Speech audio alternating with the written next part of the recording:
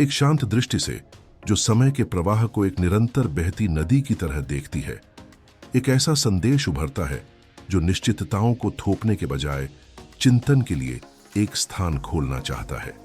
प्राचीन ग्रंथों और आध्यात्मिक परंपराओं के वर्षों के अध्ययन के दौरान कुछ शोधकर्ताओं ने कुछ तिथियों और संकेतों की प्रतीकात्मक पुनरावृत्ति को महसूस किया है। इनमें से एक विशेष दिन का उल्लेख इस बात की याद दिलाने के रूप में समझा गया है कि मानव मन अनुभव को अर्थ देने के लिए पैटर्न खोजता है। चिंतनशील परंपरा में इन पैटर्नों को भाग्य की कठोर घोषणाओं के रूप में नहीं, बल्कि ऐसे दर्पणों के रूप में देखा जाता है जो हमें अपनी मान्यताओं की प्रकृति को देखने के लिए आमंत्रित करते हैं। जब आध्यात्मिक अर्थ से भरी तिथियों की बात होती है, तो बौद्ध दृष्टिकोण उन्हें ऐसे प्रतीकों के रूप में देखने का सुझाव देता है जो भीतर की ओर संकेत करते हैं। जैसे पानी में दिखाई देने वाला चांद स्वयं चांद नहीं होता, वैसे ही भविष्यवाणियों और दृष्टियों को चेतना की अवस्थाओं की काव्यात्मक अभिव्यक्तियों के रूप में समझा जा सकता है। कैलेंडर के किसी विशेष क्षण से जुड़े रहस्यों की खोज तब सजगता के अभ्यास में बदल जाती है। यह स्वयं से पूछने का एक अवसर है कि वे कथाएं हमारे भीतर क्या जगाती हैं और वे दुनिया के प्रति हमारी धारणा को कैसे प्रभावित करती हैं। रहस्यमय दृष्टियों और सदियों से चले आ रहे कथनों की कहानियां सभी रूपों की अनित्यता की याद दिलाती हैं। ग्रंथों की नकल की जाती है, उनकी व्याख्या की जाती है और कभी-कभी वे रूपांतरित भी हो जाते हैं। इस दृष्टिकोण से प्राचीन दस्तावेजों को सुरक्षित रखने या प्रसारित करने में कुछ संस्थाओं की सावधानी को मानव इतिहास के स्वाभाविक प्रवाह का हिस्सा माना जा सकता है। कुछ भी अपरिवर्तित नहीं रहता, सब कुछ व्याख्या और संदर्भ के छनाव से गुजरता है। इसे स्वीकार करना ठंडे संशय की ओर नहीं ले जाता, बल्कि ऐसी करुणामय बुद्धि की ओर ले जाता है जो दृष्टिकोणों की विविधता को अपनाती है। जो व्यक्ति अपना जीवन धर्मशास्त्रीय अध्ययन और प्राचीन अभिलेखागार की खोज को समर्पित करता है, वह एक अर्थ में उसी मार्ग पर चलता है जिस पर वह साधक चलता है जो अपने मन का निरीक्षण करता है। दोनों ही अनुभव को ढकने वाले आवरणों को समझना चाहते हैं। निजी रहस्योद्घाटनों में उपस्थित समय संबंधी संकेत, चाहे वे आधुनिक संस्करणों में दिखाई दें या नहीं, उन्हें मानव की उस आकांक्षा के चिन्हों के रूप में देखा जा सकता है जो पारलौकिक से जुड़ना चाहती है। किसी तिथि की शाब्दिकता से चिपके रहने के बजाय बौद्ध शिक्षा उन व्याख्याओं के आसपास उत्पन्न होने वाले आसक्ति को देखने का निमंत्रण देती है। यहां तक कि प्राचीन पांडुलिपियों में पाए जाने वाले प्रतीकात्मक अंश, जैसे आकाश का एक पत्र की तरह खुल जाना, जागरण के रूपकों के रूप में पढ़े जा सकते हैं। ध्यान की परंपरा में आकाश का खुलना उस चेतना के विस्तार का संकेत देता है जब विचलन समाप्त हो जाते हैं। इस प्रकार विभिन्न संस्कृतियों के पवित्र ग्रंथ प्रतीकों की एक साझा भाषा में संवाद करते हैं जो आंतरिक परिवर्तन की ओर संकेत करती है। यह पूरा मार्ग एक खुला और समचित्त मन विकसित करने के निमंत्रण के रूप में समझा जा सकता है। इतिहास, आस्था और ज्ञान के प्रसारण पर चिंतन उपस्थिति का एक अभ्यास बन जाता है। बिना आसक्त हुए देखना, विनम्रता खोए बिना जांच करना। चिंतन के बाद आने वाली शांति में शायद हम यह खोज लें कि वास्तविक अर्थ किसी एक निश्चित तिथि में नहीं, बल्कि हर क्षण की उस क्षमता में निहित है जो हमें सभी चीजों की परस्पर जुड़ाव को प्रकट करती है। जब हम ऐतिहासिक साक्ष्यों की विविधता का अवलोकन करते हैं, तो मन समझ सकता है कि अर्थ की खोज किसी एक परंपरा या किसी एक पूजनीय व्यक्तित्व तक सीमित नहीं है। सदियों के दौरान विभिन्न आध्यात्मिक स्वर अपने समय की प्रतीकात्मक भाषा का उपयोग करते हुए दृष्टियों और चेतावनियों का वर्णन करते रहे हैं। चिंतनशील दृष्टिकोण से इन कथाओं को ब्रह्मांड में अपने स्थान को समझने की मानवीय आकांक्षा की अभिव्यक्तियों के रूप में देखा जा सकता है। जब समान अनुभवों को विभिन्न युगों के गुरुओं और संतों से जोड़ा जाता है, तो जो उभरता है वह केवल घटनाओं की एक श्रृंखला नहीं, बल्कि व्याख्याओं का एक ताना बाना है जो आंतरिक मार्गदर्शन की गहरी आवश्यकता को दर्शाता है। बौद्ध परंपरा में सिखाया जाता है कि असाधारण घटनाओं को, चाहे वे बाहरी हों या आंतरिक, संतुलित मन से देखना चाहिए। उन्हें न तो अस्वीकार किया जाता है और न ही अंधभक्ति से पूजा जाता है। उन्हें ऐसे प्रकटनों के रूप में देखा जाता है जो अनुभव के विशाल क्षेत्र में उत्पन्न होते हैं और विलीन हो जाते हैं। इस प्रकार संभावित रूप से विचलित करने वाली कथाओं से निपटने में संस्थाओं की सावधानी को सामूहिक शांति बनाए रखने के प्रयास के रूप में देखा जा सकता है। साथ ही कुछ विषयों के आसपास आरक्षण या मौन की भावना समुदाय की रक्षा करने की इच्छा और छिपे हुए को जानने की मानवीय आकांक्षा के बीच स्वाभाविक तनाव को उजागर करती है। व्यक्तिगत कथाएं, प्राचीन पत्र और आध्यात्मिक संकेतों के रूप में व्याख्यायित घटनाओं के वृत्तांत बौद्ध रूपक में झील की सतह पर तैरते पत्तों के समान माने जा सकते हैं। प्रत्येक पत्ते का अपना आकार और इतिहास है, पर वे सभी मानव अनुभव के उसी गहरे जल पर टिके हैं। जब कुछ लोग तिथियों या घटनाओं के संयोग में पैटर्न खोजते हैं, तो चिंतनशील अभ्यास न केवल उस पैटर्न को बल्कि उसे देखने वाले मन को भी देखने का निमंत्रण देता है। यह पूछना कि हम संबंध क्यों खोजते हैं, अपने आप में व्यापक समझ की ओर एक मार्ग है। विभिन्न स्थानों और समयों पर घटित धार्मिक घटनाओं के वृत्तांत परस्पर निर्भरता की शिक्षा की याद दिलाते हैं। कुछ भी अलग थलग उत्पन्न नहीं होता। हर घटना को एक सांस्कृतिक और आध्यात्मिक संदर्भ के भीतर समझा जाता है, जो उसे अर्थ प्रदान करता है। अनिश्चितता या निरंतर परिवर्तन के द्वार में समुदाय संकेतों और प्रतीकों की ओर अपना ध्यान अधिक केंद्रित करते हैं। बौद्ध दृष्टि से इन चरणों को भय को बढ़ाने के बजाय करुणा और मानसिक स्पष्टता विकसित करने के अवसर के रूप में समझा जा सकता है। जब विद्वान धर्म ग्रंथों और प्राचीन कैलेंडरों के अध्ययन में गहराई से उतरते हैं, तो वे मापे गए समय और जिए गए समय के संबंध का अन्वेषण करते हैं। यह पहचान कि विभिन्न संस्कृतियों ने अलग अलग कैलेंडरों का पालन किया है, एक मूलभूत शिक्षा को रेखांकित करती है। समय एक संरचना है जो अनुभव को व्यवस्थित करने में मदद करती है, पर वह वर्तमान क्षण की वास्तविकता को पूर्णतः समेट नहीं सकती। ध्यान के अभ्यास में हर क्षण एक ऐसी पूर्णता समेटे होता है जो तिथियों और गणनाओं से परे है। कैलेंडर की प्रतीकात्मक व्याख्याएं प्राकृतिक चक्रों, जन्म, परिवर्तन और विलय की याद दिला सकती है, जो हमारे आंतरिक जीवन में भी प्रकट होते हैं। इस प्रकार ऐतिहासिक साक्ष्यों, समय संबंधी प्रतीकों और आध्यात्मिक परंपराओं पर चिंतन सचेत जागरूकता की ओर लौटने का एक निमंत्रण बन जाता है। संयोगों या व्याख्याओं से परे सबसे महत्वपूर्ण बात उस दृष्टि की गुणवत्ता है जिससे हम देखते हैं। एक खुला, धैर्यवान और करुणामय मन इन कथाओं की समृद्धि को स्वीकार कर सकता है, बिना उनमें उलझे। जिज्ञासा और अनासक्ति के इस संतुलन में इतिहास और आस्था मौन शिक्षकों में बदल जाते हैं, जो मानव स्थिति की गहरी समझ और सभी प्राणियों को जोड़ने वाली परस्परता की ओर मार्गदर्शन करते हैं।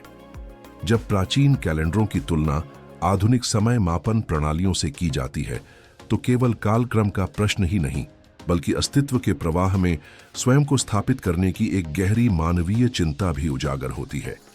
विभिन्न विद्वानों ने पवित्र कथाओं और उत्सवी चक्रों के बीच समानताएं देखी हैं, जिन्हें वे आध्यात्मिक अनुभव को प्रकृति की लयों के साथ सामंजस्य में लाने के प्रयास के रूप में समझते हैं। बौद्ध दृष्टिकोण से यह खोज अनित्यता में व्यवस्था खोजने की इच्छा की अभिव्यक्ति के रूप में देखी जा सकती है। दृष्टांत और प्रतीकात्मक कथाएं निश्चित तिथियां तय करने के बजाय चेतना को जगाने वाली घंटियों की तरह कार्य करती हैं, जो जीवन के हर चरण में सजगता विकसित करने के महत्व की याद दिलाती है। जब कुछ व्याख्याकार कैलेंडरों के बीच समानताएं प्रस्तावित करते हैं, तो वे ऐसा अभ्यास करते हैं जो आकाश पर नक्शे बनाने जैसा है, दिशा देने में उपयोगी, पर उस विशालता को समेटने में असमर्थ जिसका वे प्रतिनिधित्व करते हैं। चिंतनशील शिक्षा इन नक्शों को प्रतीकात्मक उपकरणों के रूप में सराहने का निमंत्रण देती है। उदाहरण के लिए, अंजीर के पेड़ की दृष्टांत को प्रत्येक प्राणी में निहित संभावनाओं के रूपक के रूप में पढ़ा जा सकता है। उसकी प्रतीत होने वाली बांझता अंतिम दंड नहीं, बल्कि धैर्य और सजग देखभाल का निमंत्रण है। इस प्रकार जोर समय गणना से हटकर आंतरिक परिवर्तन पर आ जाता है। भविष्य सूचक ग्रंथों की रूपकात्मक व्याख्याएं और प्राचीन चिंतकों के विचार भी समय के रहस्य के सामने खड़ी मानव चेतना के दर्पण के रूप में देखे जा सकते हैं। प्रार्थना के लिए अनुकूल क्षणों की ओर संकेत करने वाली अवधारणाएं बौद्ध परंपरा में विचारों के निरंतर प्रवाह के भीतर स्पष्टता के क्षणों को पहचानने के अभ्यास की याद दिलाती है। ये क्षण स्वयं में विशेष नहीं होते, बल्कि उन्हें देखने की आंतरिक तैयारी महत्वपूर्ण होती है। जब शिक्षाएं इस बात पर जोर देती हैं कि दिन या घड़ी को ठीक ठीक जानना असंभव है, तब एक साझा बुद्धिमत्ता प्रतिध्वनित होती है। जीवन को केवल वर्तमान में ही पूर्ण रूप से अनुभव किया जा सकता है। प्राचीन कथाओं के कालानुक्रमिक पुनर्निर्माण, जैसे विनाश और नवीनीकरण की कहानियां, उन चक्रों के प्रतिनिधित्व के रूप में समझे जा सकते हैं जो मन में भी घटित होते हैं। ध्यान के अभ्यास में यह देखा जाता है कि भावनात्मक अवस्थाएं कैसे उत्पन्न होती हैं और विलीन हो जाती हैं, तथा पुरानी आंतरिक संरचनाएं नई समझ को जन्म देने के लिए कैसे रूपांतरित होती हैं। इस दृष्टि से न्याय और पुनर्जन्म की कथाएं केवल बाहरी घटनाओं का वर्णन नहीं करती, बल्कि परिवर्तन की सार्वभौमिक प्रक्रियाओं को भी दर्शाती है। कुछ ऐसा ही भविष्य सूचक संख्याओं की व्याख्याओं के साथ होता है। पवित्र ग्रंथों में संख्याएं अक्सर ऐसे प्रतीकों के रूप में कार्य करती हैं जो समग्रता, संक्रमण या पूर्णता के बारे में शिक्षाओं को संक्षेप में प्रस्तुत करती हैं। उन्हें विशिष्ट तिथियों से जोड़ने का प्रयास एक मूल्यवान बौद्धिक अभ्यास हो सकता है, लेकिन बौद्ध दृष्टि याद दिलाती है कि प्रतीकों का गहरा अर्थ प्रत्यक्ष अनुभव में प्रकट होता है। जब कैलेंडरों और आध्यात्मिक चक्रों के बीच समानताओं का अन्वेषण किया जाता है, तो मूलतः अस्तित्व की चक्रीय प्रकृति, जन्म, विकास, पतन और नवीनीकरण पर ही चिंतन किया जा रहा होता है। इस अर्थ में धार्मिक परंपराओं की रूपकात्मक भाषा को दृश्य और अदृश्य के बीच एक सेतु के रूप में समझा जा सकता है। छवियां, संख्याएं और कथाएं सत्य को कठोर सूत्रों में बांधने का प्रयास नहीं करती, बल्कि समझ के मार्गों की हर संकेत करती हैं।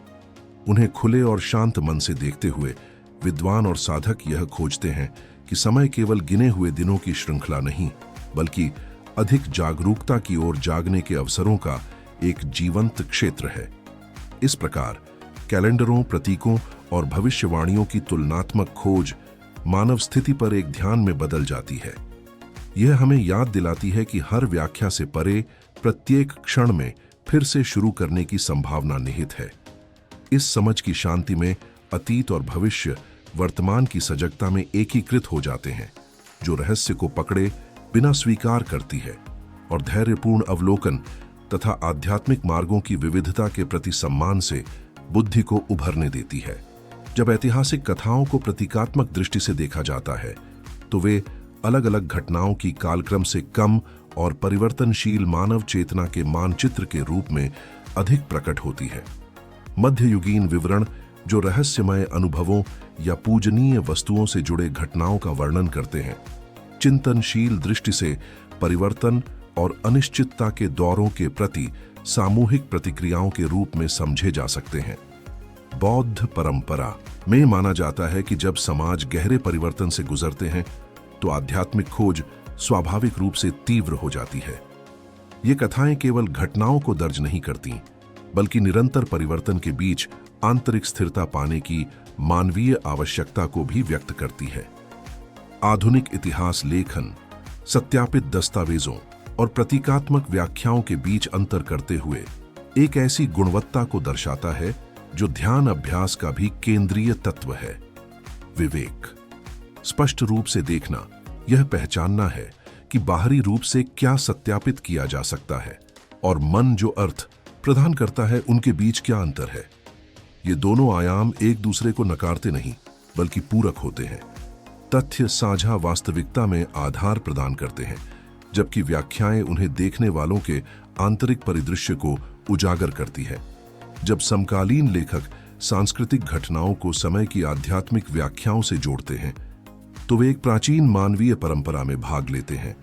सामूहिक अनुभव को अर्थ देने वाली कथाओं का निर्माण, जो घटनाएं एक पीढ़ी को चिह्नित करती हैं, वे परिवर्तन, हानि या नवीनीकरण के प्रतीक बन सकती हैं। बौद्ध दृष्टिकोण से ये क्षण उस अनित्यता की याद दिलाते हैं जो हर मानवीय सृजन में व्याप्त है। संगीत, कला और सांस्कृतिक आंदोलन उभरते हैं, खिलते हैं और बदलते हैं, उन चक्रों को प्रतिबिंबित करते हुए जो व्यक्तिगत जीवन में भी सक्रिय हैं। धार्मिक घटनाओं और प्राकृतिक घटनाओं के बीच तिथियों के संयोगों की इतिहास भर में अनेक प्रकार से व्याख्या की गई है। चिंतनशील दृष्टि इन संबंधों को कोमलता से धारण करने का निमंत्रण देती है, न तो तुरंत स्वीकार करने और न ही कठोर निश्चितता से पकड़ने के लिए। इस दृष्टिकोण के केंद्र में करुणा है। यह पहचानना कि त्रासदियों और हानियों के सामने प्राथमिकता संवेदनशीलता के साथ पीड़ा का साथ देना है।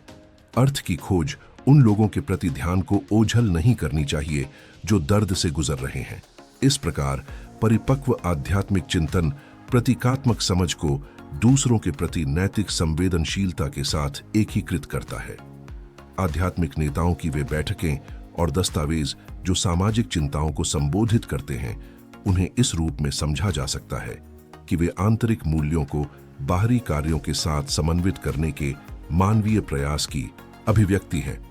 बौद्ध शिक्षाओं में यह एकीकरण सचेत आचरण के मार्ग से जुड़ा है। ऐसे कार्य करना जो पीड़ा को कम करें और सामंजस्य को बढ़ावा दें। जिम्मेदारी और नैतिक नवीनीकरण पर होने वाली बहसें किसी एक युग तक सीमित नहीं हैं। वे बार बार सामने आती हैं क्योंकि वे इस मूल प्रश्न से जन्म लेती हैं कि समुदाय में बुद्धिमानी से कैसे जिया जाए। समग्र रूप से देखा जाए तो इतिहास में पैटर्न खोजने की प्रवृत्ति मानव मन की एक गहरी विशेषता को उजागर करती है। बिखरे हुए अंशों को एक अर्थपूर्ण समग्रता में जोड़ने की उसकी प्रेरणा।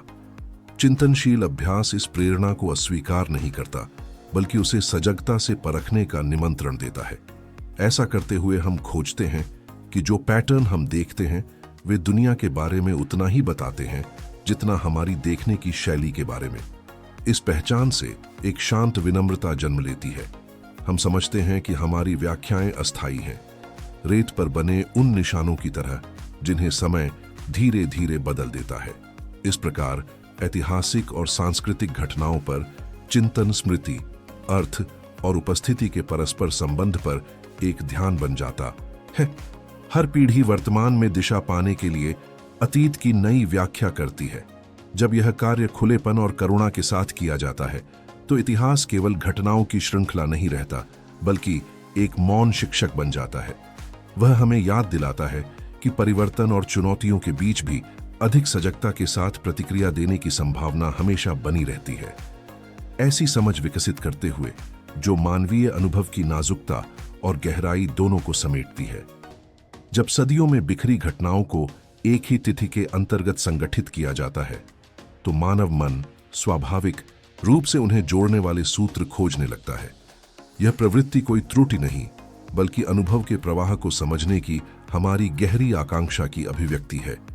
बौद्ध दृष्टिकोण से घटनाओं, चाहे वे प्राकृतिक आपदाएं हों, सांस्कृतिक प्रसंग हों या आध्यात्मिक कथाएं, को वर्गीकृत करना अस्तित्व की परिवर्तनशील प्रकृति पर चिंतन का एक अभ्यास माना जा सकता है। हर घटना, चाहे कितनी भी प्रभावशाली क्यों न हो, कारणों और परिस्थितियों के ऐसे जाल से उत्पन्न होती है जो लगभग अनंत तरीकों से एक दूसरे से जुड़े होते हैं।